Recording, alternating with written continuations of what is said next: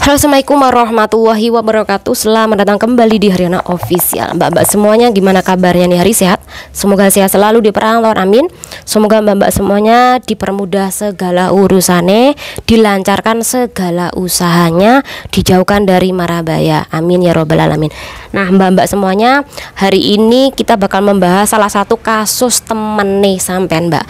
Tapi sebelum kita bahas kasus, semoga mbak-mbak semuanya tak doakan nih dari tanah air, semoga sehat selalu neng perantauan mbak. Jaga diri baik-baik, jangan lupa makan makanan sing bergizi, tidur sing cukup. Lek seandainya sampean kuwi tidur nggak cukup, usahakan minum susu setiap hari.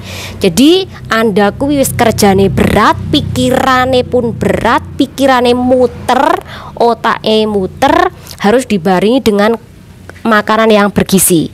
Semoga bermanfaat buat mbak-mbak semuanya. Nah kali ini kita bakal membahas sebuah kasus. Jadi ceritane ada anak baru yang bekerja di negara Hongkong. Mbak Ikwi gak ngerti bagaimana tradisi-tradisi wong Cina Hongkong sing kuno. Jadi wajar Mbak Iki membuat kesalahan, tetapi kesalahan kuwi tidak dimaafkan oleh majikane mbak. Jadi majikane kuwi langsung melakukan pemutusan kontrak kerja secara intermit. Jadi tidak ada notis 1 bulan, keluarlah 1 bulan nanti ke depan, enggak. Langsung itu hari mbak I diintermit oleh majikane perkara meletakkan sumpit yang salah. Jadi biasa nih mbak-mbak Indo lek kerja ning negara Hongkong kuwi pasti mempersiapkan makanan masakan buat majikan.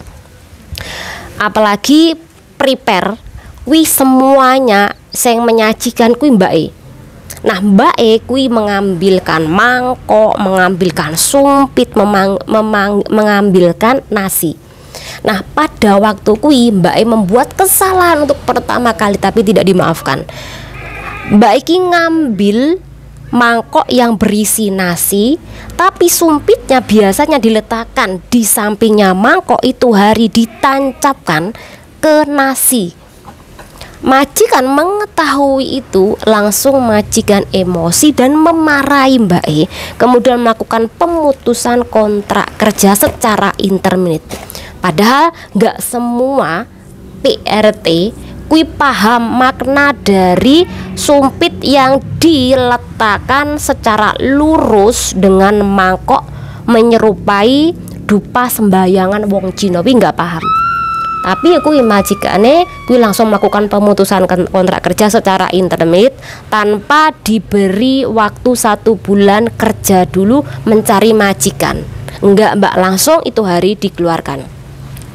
Nah di dalam kasus iki harusnya ada nih pemaafan dari majikan. Apalagi mbak-mbak kan rata-rata ora paham mengenai kasus seperti ini, apalagi tradisi Kuno. Apakah di PT Mbak E kui nggak diajari bagaimana meletakkan sumpit, atau pada waktu kui Mbak E lupa, atau mungkin sumpitnya tuh jatuh saking emosi Mbak E langsung meletakkan sumpit tegak lurus dengan nasi, dengan mangkok seperti ini kan kawan.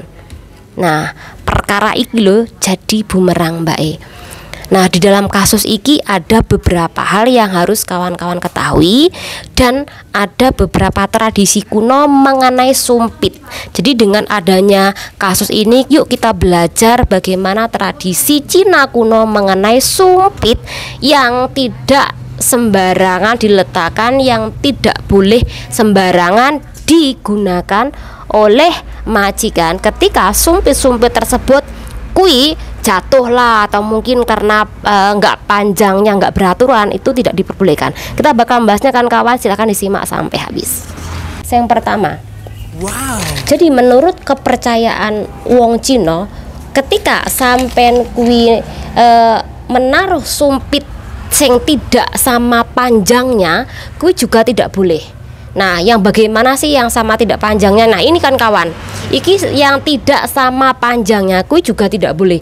Nah itu dianggap sebuah kemalangan yang tak terduga dari si pemiliknya nanti, atau si pemilik itu bisa sial sewaktu-waktu karena perkaranya sampean menyajikan sumpit yang tidak sama panjangnya. Jadi itu kenapa sumpit yang tidak sama panjangnya mending dibuang saja, karena menurut kepercayaan Cina kuno seperti itu.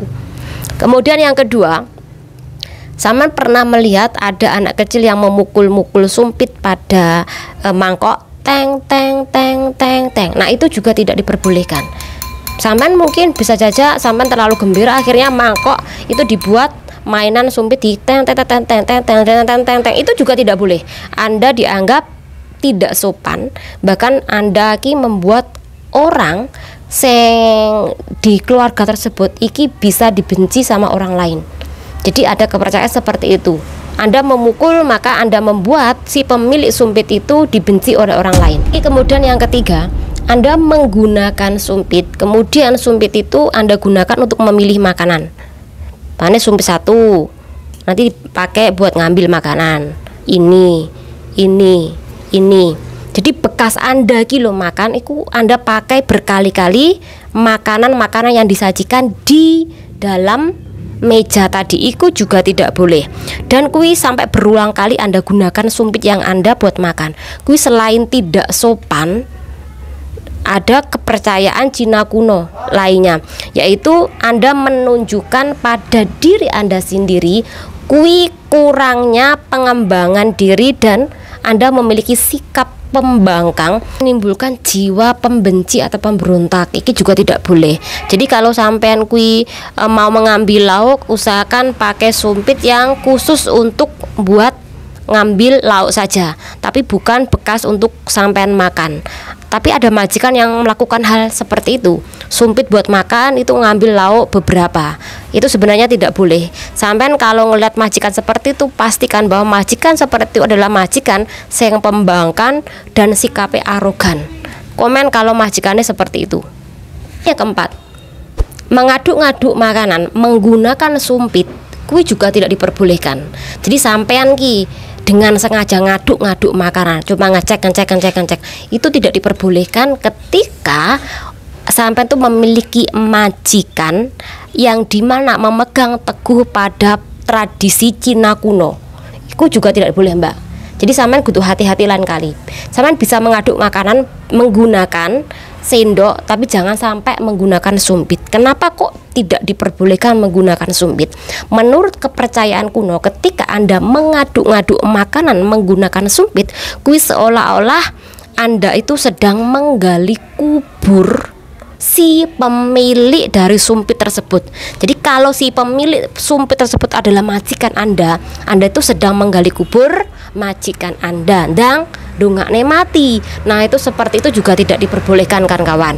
Oke, ini kelima, sumpit ketika nyilang ini juga tidak boleh.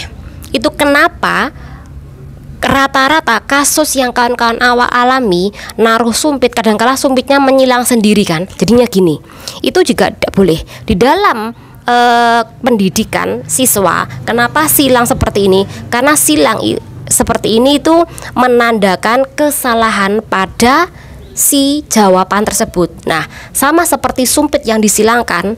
Nah, itu seolah-olah bahwa si pemilik sumpit kui selalu membuat kesalahan dan itu tidak diperbolehkan kan kawan.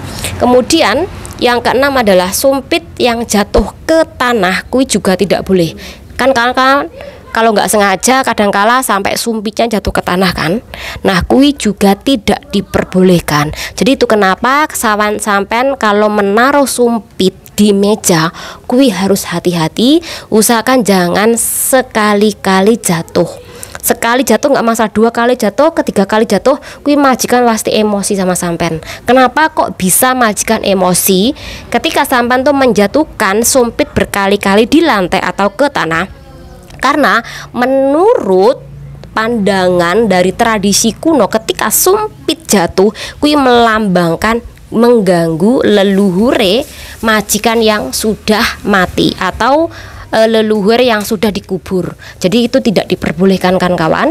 Kemudian sekali lagi dari kasus ini sampai ngerti kan bahwa ada beberapa pantangan ketika sumpit kuwi salah meletakkan, termasuk sumpit berdiri kuwi dianggap Anda mendoakan majingat dang mati. Jadi semacam Anda disuruh menancapkan dupa neng sembayang kan berdiri. Nah semacam itu sampean kayak mendoakan majikan sampean ndang mati. Jadi itu kenapa Mbak sampai diputus kontraknya secara intermediate oleh majikannya tanpa toleransi. Tapi kui majikan sing mapan, biasanya majikan yang memegang teguh tradisi Cina kuno, mbah-mbah. Karena kalau majikan yang tidak memegang teguh tradisi kuno, kuwi biasa wae, masih ada toleransi kepada mbak-mbak Indonesia yang memiliki kesalahan semacam ini. Jadi dalam kasus iki berhati-hati ketika mbak-mbak kuwi kerja ning negara orang, termasuk ikut Ciwong Cino. Jadi dengan adanya pembahasan ini bermanfaat. Semoga nggak ada kasus yang sama sampai di intermediate. Wassalamualaikum warahmatullahi wabarakatuh. Bye.